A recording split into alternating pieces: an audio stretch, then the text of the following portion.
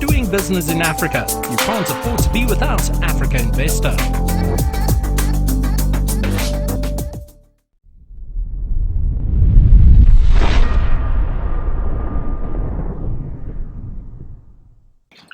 So thank you everyone, and I think a lot has been said.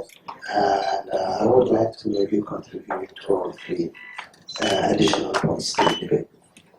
So we talked a little bit about bankability, and we talked about projects that are looking for that money and money that's looking for the projects.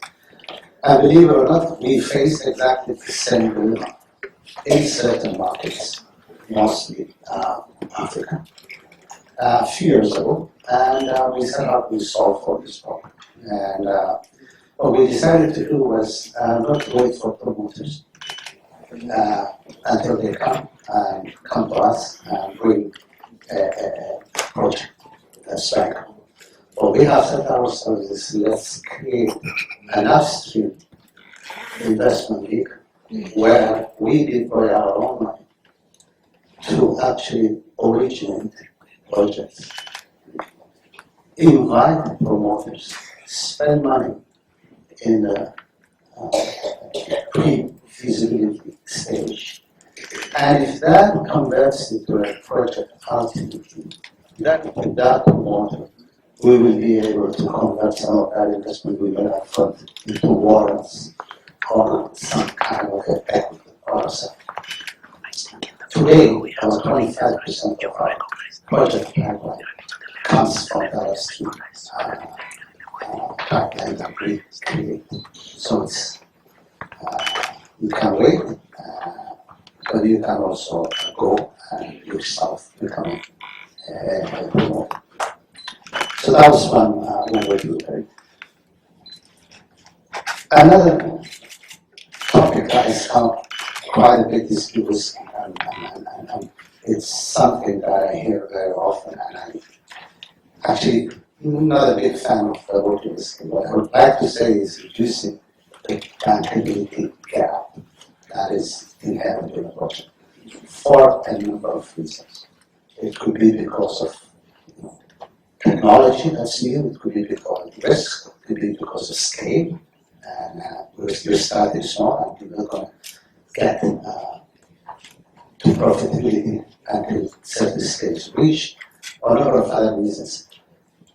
Where I would appeal to governments and say you should not use concessional money for is to reduce the bankability risk that's associated with policy or regulatory risks.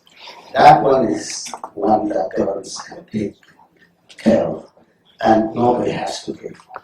So my idea would be governments need to create a living environment and remove or reduce the risk that's associated with either policy or regulatory matters. What I would also like to perhaps add here is that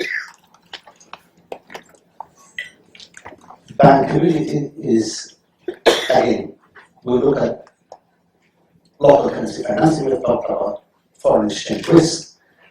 And let me share with you,